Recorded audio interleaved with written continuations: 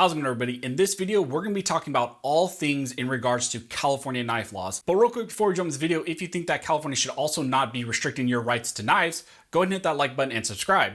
I also want to give a shout out to two of the main sponsors of the channel, the first being Untitled Customs. Untitled Customs provides a lot of amazing things to not just this channel, but also to California patriots. They have California compliant parts and features that you can get from them. And I also want to thank TacPack.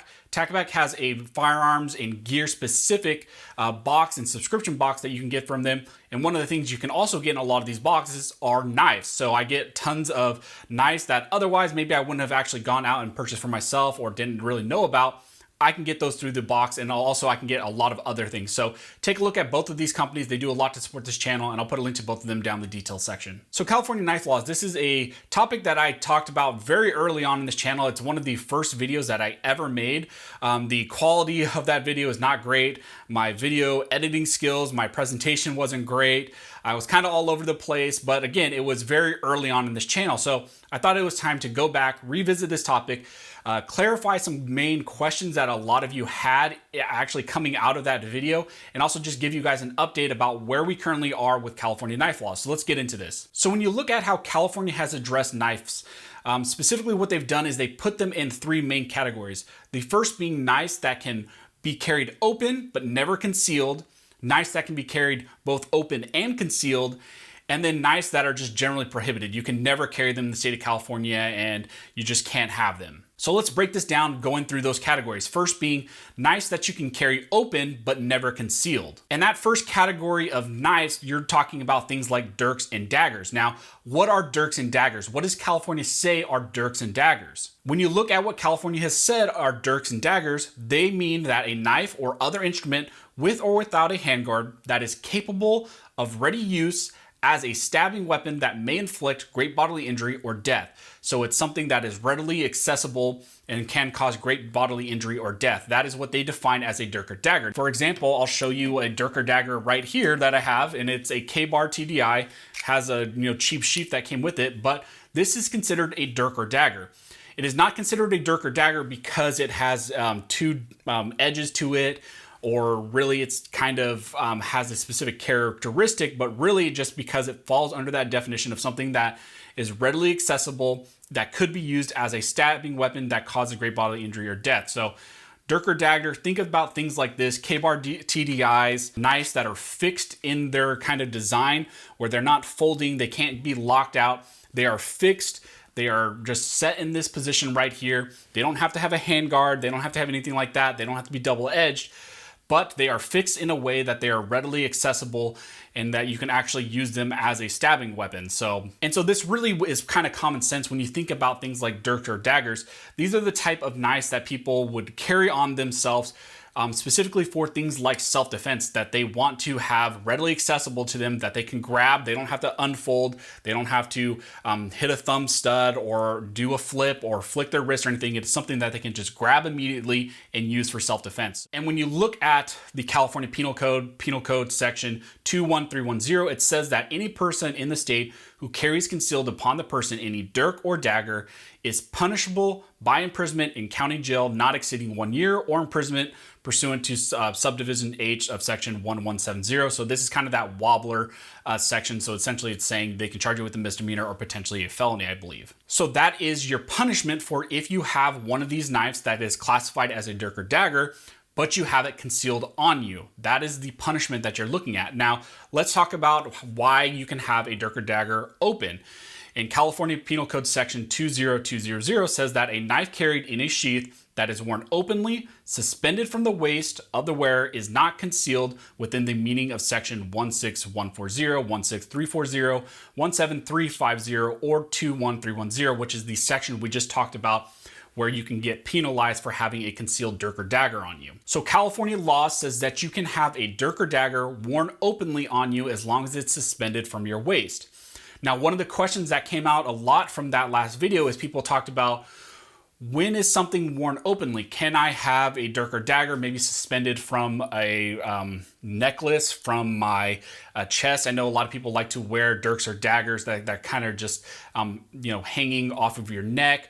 If it's under your shirt, it's no good. You can't do that, of course. And also, even just having it open there, it doesn't fall under that classification where California says that these dirks or daggers actually have to be suspended from your waist. So having it around your neck is not qualifying under that language. Another question that popped up quite a bit from the last video was, well, what if you have a dirk or dagger, it's on your waist, but maybe your shirt or your jacket somehow goes over that dirk or dagger? Now, it's hard to say in that situation what might happen. It could come down to a lot to just the type of officer that you're interacting with, but just understand that if your shirt is over that knife, if your jacket is over that knife, you are not complying with California's laws.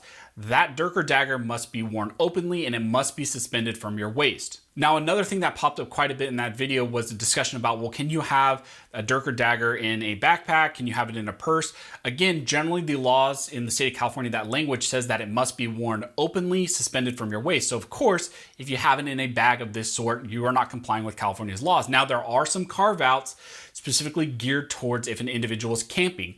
If an individual is camping, the laws will change dramatically.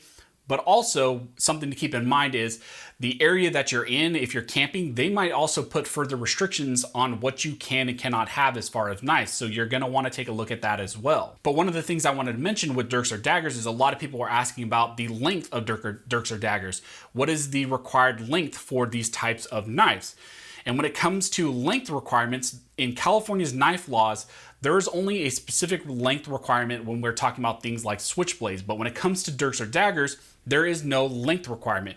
Now again, this can be further restricted by things like other localities, cities, or maybe even camping areas that you're in. So you're always going to want to be looking at localities, their laws, the areas that you're in, and if they place further restrictions on things like length or when or where you can actually carry these knives. So we just talked about knives that can be worn openly but not concealed, specifically being dirks or daggers. So now let's talk about knives that can be worn openly and concealed, and these are going to be your general folders. These are the prototypical knives that a lot of people perceive as actually being worn for things like EDC or just, everyday use really. And so when we talk about knives that can be worn open and concealed, we're talking about these folders. This is a Spyderco knife. It's one of my favorite EDCs. It's one of the knives in my rotation, but really just any prototypical folder that you can conceive of. This is what we're talking about as far as knives in the state of California that can be worn both open or concealed. Also, when we're talking about things that can be worn open and concealed, we're also talking about things like box cutters, as well as things like multi-tools. Those can be worn both open and concealed. Now, one thing I want to note in this category of knives, California's laws are kind of weird where you can have this folder, this qualifies as a folder. Let's say you open it and you have it in this lock position. Then maybe you throw it in your pocket or maybe you throw it in a bag or something like that, and it's fixed in this configuration. For some reason in California's laws, this somehow magically becomes a dirk or dagger because it's locked in this position and it's readily accessible to be used as a stabbing weapon that can cause great bodily injury or death. For some reason, California all of a sudden just perceives of these knives like that. So just keep in mind, if you have a folder like this, you're always going to want to have it actually in its folded configuration, in your pocket, on your waist, open, whatever it is, however you're carrying it. But just understand, generally, most people have knives like this. This is mainly what people are concerned about, are folders, and these are good to go in your pockets to be concealed for your everyday carry. Now, one thing I want to note again here in this section is talking about length of folders. Again, in California's laws, there is no general length requirement for folders like this, but there could be further restrictions based on your localities. There can be further restrictions based on where you're camping or what, national park you're in, something like that. There can also be further restrictions of where you can carry. There's laws that you can't carry in federal buildings, stuff like that. So you're always going to be wanting to look further into what types of restrictions your area might have on these types of folders. Now, the last category of knives here in the state of California are those knives that can never be worn either open or concealed. And these are things like switchblades, butterfly knives, ballistic knives, novelty knives. They talk about things like cane knives, belt knives. I think maybe even the little credit card knives can fall under this category. These are the types of knives that you can never wear either open or concealed. So they are just a general no-go here in the state of California. And the main one that everybody really focuses on are switchblades. It's kind of an all-encompassing term of these types of knives. That's what California has kind of lumped all of these types of no-go knives into that category of switchblades. So California California Penal Code section 17235 talks about what a switchblade is. And it says, as used in this part, switchblade knife means a knife having the appearance of a pocket knife and includes a spring blade knife, snap blade knife, gravity knife, or any other similar type of knife, the blade or blades of which are 2 or more inches in length and which can be released automatically by flick of a button, pressure on the handle, flip of the wrist or other mechanical device, or is released by the weight of the blade or by any type of mechanism whatsoever. So that is your general definition of what a switchblade knife is. And if it isn't in that category, then it is not a switchblade, which is that very next section that talks about a switchblade knife does not include a knife that opens with one hand utilizing thumb pressure applied solely to the blade of the knife or a thumb stud attached to the blade, provided that the knife has a detent or other mechanism that provides resistance that must be overcome in opening the blade, or that biases the blade back towards its closed position. So that's where it's saying these types of knives that have a detent or some sort of stud that you actually have to put pressure on to open, and these types of knives that have a bias towards closure, we are not considering those to be switchblades.